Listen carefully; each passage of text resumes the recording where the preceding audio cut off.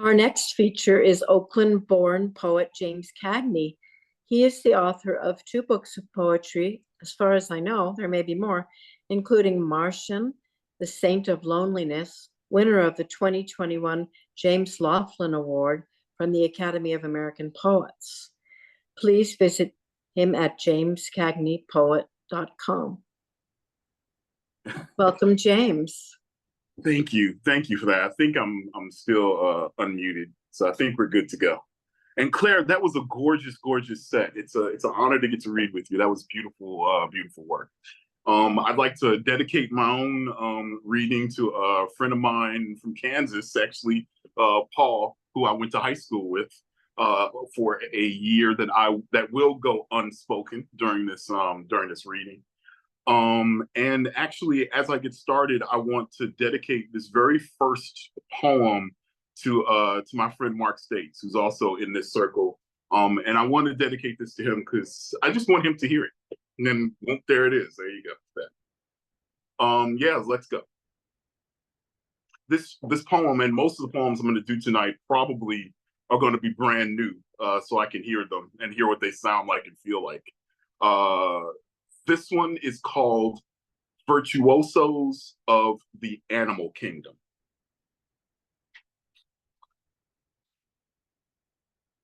A zeal of zebras in zippered zapatas, yodel Yuletide love songs on porches of young yuppies. Fixated on xenodochi, these equines offer sexy covers of tracks like The Men All Pause by Climax. They woodshed work songs all winter, wetting their whistles with vodka tonics, their vivacious voices velvety as vermouth. It's neither uncommon nor unethical to unite mammals and make them sing. Turtles, for example, make great troubadours. Thrushes, superb sopranos. Scatting in the sycamores, their specialty. Radio-ready raccoons rehearse Ride Like the Wind. A quintet of quaggas, too plain to be welcome amongst snooty zebras, do quick vocal warm-ups in the quarry. Piranhas make excellent percussionists, but keep poking pinholes in the drumheads, so they're provided pianos. Opera, often pretentious and classicist, would be omitted here were it not for hound dogs obsessively owning high C. Newfoundlands especially sing like nightingales, while Nile crocodiles gargle a tiny choir of natal newborns in their throats. Moray eels are mute as their lungs breathe water, but they make great mellotron players, like Mike from the Moody Blues. If too many lyrics sound like left-handed compliments of the lovesick, then listen for the longing solo of the lynx, a kind of beatnik cat and expert on the kalimba. Kookaburras, like mockingbirds, steal songs from other animals. Koalas too, but keep them close to the chest. Kudos to kingfishers for learning melodies to keep your head up and Kentucky Rain. Such a joyful jubilee from a trio of Jenny jackasses, having toured from Jakarta to Jamaica after winning the iconic inaugural season of American Idol with an incredible version of Mood Indigo. Have you ever heard a hippo play harmonica or an array of hedgehogs hum hallelujah? Gifted giraffes in concert offer Gregorian chants for an audience of gesticulating gypsy moths. And before you ask, fiddler crabs do not fiddle. Flamingos do. Crabs rumba with excellence. They're just not extroverted. Being all elbows, they make excellent tap dancers. It's disrespectful to doubt the divine gift of music is exclusive to humans only. The Culture and Congress Center in Lucerne, Switzerland, once hosted a concert of camels singing Christmas carols, and no one in the audience was caught unawares. You should have been there for the Badgers Barbershop Quartet. Their Boffo arrangement of Billie Jean brought down the house. The balladeer with the buzz cut was a badass. Animal accomplishments in music is not an aberration. They deserve all of their accolades and applause. All right. It is an honor to finally, as a poet, I guess, get some stories that I've been holding in my life down on paper. I guess you ultimately live long enough to be able to create poems to represent all of the good memories that you have. So there's a couple of ghost stories in my life that I finally was able to get down in poetry, and I wanted to run both of them for you. This first one is called "Only Some Houses Are Haunted." My bedroom walls became portals after the house realized my mother, its longest living owner, was dead. They itched, scratching themselves compulsively. Every room moaned with different concerns. For an entire day and night, a tiny candle left burning on one of my mom's souvenir state plates could not be blown out. As a child, I once was commanded out of bed as my father drunkenly taught me not to fear the dark, but learn to live in it, as it was all he knew for certain. He mumbled his final lessons on darkness, sitting at the edge of my bed while I licked the last crumbs of sleep from overnight's plate. The weekend my grandmother died, she paid her respects, checking for fever while I slept, despite me skipping her funeral. Ghosts are a reflection of a reflection of a reflection. In 1945, ghosts of Hiroshima were flash burned onto the ground and any walls stubbornly left standing. My mother's voice was like those shadows, still on duty in the house, overheard in a cocktail party enclosed within my bedroom wall. She didn't scare me. It's only the attention and curiosity of the unknown dead that terrifies. They don't realize they no longer have my trust. Unlike me, they don't know how to let go. And this one is called Smiling into the Void. I hated the hysterical silences of my great aunt's house in Stamford, Texas, the one on West Oliver we visit every summer. She lived alone for years, yet the house maintained a hectic darkness. It was fidgety yet stingy with love. Its mahogany walls trembled like an oily wound struggling to heal. Even her lenticular painting of Jesus worried me because his eyes watched you cross the living room. Despite being 1,500 miles away from home, I don't remember sleeping there. Maybe I refused, preferring the familiar RV despite it being crowded with cousins, and I had to sleep on the floor next to my mother. One night, I opened my eyes to chart a path for the bathroom and saw a woman standing right there, an articulated shadow having lost its body, richer black than darkness itself and silent, missing the susurrus of fabric and breath. The figure appeared to place hands on its hips and shake its head in wonder of us all. I slammed my eyes closed and double bolted them, even keeping my mouth shut until well after daybreak. By then, the RV was mostly empty, except for my mom and her sister, my favorite Aunt Rosemary. They stood turning bacon at the stove, chatting about their aunt, a name years before my time. Listening to them, I sat up ready to jump out of my skin and said, I saw her too. As the bacon cheered and spat hot thorns, Aunt Rosemary, so casual, so nonchalant, said, oh, she wouldn't do nothing to you, and sounded happy to have seen her again, her comforting silhouette, her devoted night patrols. Aunt Rosemary looked into the same void I saw, this rogue constellation, smiled and called it by name.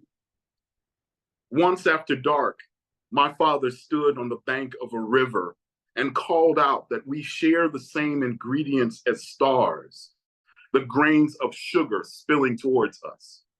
We too keep shining, and at night, anyone seeing us from across a great distance cannot tell whether we're living or dead. This little poem is dedicated to a friend of mine, Christian. This is called Ultraviolet, and it's also a kind of dedication to Oakland, where I'm from. My heart melts in your palm, Oakland, like a sun undressing itself in the bedroom of the ocean. Any strobe lights blinking along your horizon are mine. I blaze for you, your cooling summer night, swaddled in cotton. If I give the season my all, pay me back in a slot machine sky, cashing out stars. The energy in the bay cures any traveler's fever. Since your streets never frost, edit out my memories of snow and marbled dunes of salt. Your rich Black earth, free of plastic or any fakeness, is the right soil to be transplanted. Sometimes I want everything darker. I wish even the daytime appreciated the elegance of black, cotton's only acceptable color. Teach my skin your philosophy of breezes. Whisper across me like a nor'easter, having just learned to kiss. There you go. Actually, I will sneak one poem in from the book. Actually, I'll do this one. And this is lifted live and in person from Martian, Saying of Loneliness. Available, at bookstores near you, as they would say. This poem is called Interview with a Rose. Curved as a lip, pouting for a kiss. Sponge of sunlight, my tiniest filaments stand in ceremony to your song of color. Insects decide to walk the labyrinth of your perfumed path. Are you tickled by these cellular inspectors sipping your sweet wine of particulates? Would you have preferred to be a robin, burdened with the sky's most unique song?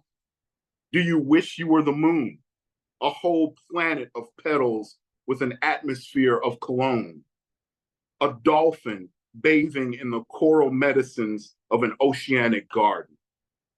You itch when you are closed, shy and anxious, unconcerned with weather, death, or dementia. You are the earth's soldier of love, desire, yet what do you know of it? And from the book also, this is called Ode to a Desiccated Olive. When the Greek farmer plopped you plush and pregnant into my palm, he explained that when shucked of your meat and pounded gently, your pit excretes a mild antibiotic. Instead, I carefully stirred you between rudder and wave of my churning fingers, then let you exhale on the countertop like a weeping battery. Beneath your crown of leaves, a pubescent froth curls and naps with an acrid cologne of wood smoke. Left to simmer above time's distracted watch, you dimple and age into an amber compass, pointing like a nipple to the tongue's North Star. I caress the grandmothered keloid of your consecrated surface so that you may come to Jesus on my altar of breath. Remind this tongue how once an engorged earlobe was combination lock opening a soprano's scale of moans. Unfold your map of flavors from vine to the secular intersection of oil and bread. Medicinal and mythical, you are a clairvoyant paragraph punctuated with blossoms of aspirin and eyelashes.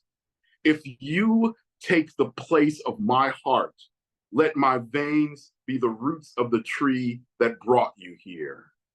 This is like asking the rain in your lover's hair to fall back through the sky. All right.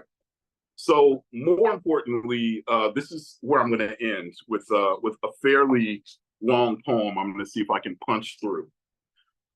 Whew, this poem I'm about to do is a type of form I was recently introduced to. That form is called, it's a Japanese word called zuihitsu.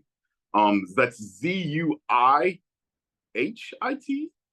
something like that, unless I skipped a letter. And the way it was introduced to me was it's the idea of choosing a small, almost meaningless object and allowing yourself to meditate and write on that object. I guess the phrase zuihitsu means running brush. So I guess the concept then is to take some small object and sort of write a meditation, running your pen along the page without stopping for a matter of time. The item that I found that I wanted to write about is that thing right there, which I found on the street. That is a little Buddhist prayer dude that I actually found before a really long 16-hour journey I was about to make to India, of all places. And he became my companion and safeguard while I was out there. And this is the poem I created for him. This is called Tiny Buddha, and this is where we end. All right. I found a tiny Buddha, its curious periwinkle blue stone nestled amongst grains of street gravel. One hand mudra up to a mouth, shushing against sentences, against spell casting, against fear, at peace in an assembly of shattered glass bottle caps. The psychic said, I can see your spirit slouching out of the class of your body like a bored adolescent. He wrote a prescription that read, learn to meditate. After all the funerals, trilling phones, soured prescriptions, I lost my name and gained noise. I knew empty rooms, but not silence. I harvested books on meditation and thought about not thinking, about the mind's anxious river. For the first time, I sat in a sloppy quarter lotus and attempted to follow the monologue of my own breath. Inhale towards your belly button until you can feel the space between your toes. The noise of memory, previously occupied locked rooms, chained and redesigned for strangers. Traffic both inside and out braid themselves together into a double helix. Breathe out. Exhale darkness, its burned skillet, its incessant murmuring. Make company with the divinity of silence, its perfect imperfection, its echoing wounds, its sanctified blood flow. Know that silence is the only perfect element, the seat of God. And he rebuked the sea and the wind and said, "Peace, be still." Perfect silence before asking my mother if she were really my mother. Perfect silence as she inhaled, then said, "Let me tell you a story." Curtailing thinking is akin to asking a waterfall to hush. I asked Tiny Buddha if he'd ever seen his own name on a gravestone, as I once did. He said, "What do you mean, name?" James Francis Cagney Jr. was an American actor and accomplished dancer. On stage and in film, he was known for his energetic performances, rapid-fire delivery, and comic timing. James Cagney Sr. was an African-American forklift mechanic who served in the Korean War. He was known as the strong, silent type, and for fishing, drinking whiskey, and listening to the blues albums of Lightning Hopkins. James Cagney Jr. is an African-American poet. Adopted as an infant, James was named after a man who was named after another man. First, there is the thing, and then there is the name for the thing. And that's really one thing too many. Fill your entire body with golden breath. Exhale its oily exhaust. Perfect silence is hard to find. The ocean roaring, asserting, rain trilling on empty sidewalks, rustle of pages flipped in a Bible, tone of a room with one person in it sobbing, creak of a rocking chair in the back bedroom, whisper of wind curling through trees at a cemetery. Perfect silence, listening as she explained, no, she was not actually my mother. Perfect silence as her doctor explained over the phone, no, I would not ever see her alive again. Perfect silence while she baked bread and explained over her shoulder why she said, no, she could not be my mother until now. The opposite of is no. Perfect silence in the house I grew up in the night before being ordered by the city to leave. Perfect silence as she explained she wanted her house quiet again and I needed to leave. Perfect silence next to my father's bed as he lay dying. The word love, our object at rest. Sit with awareness, free from identification. Inhale light. Exhale darkness. I thank you all for listening.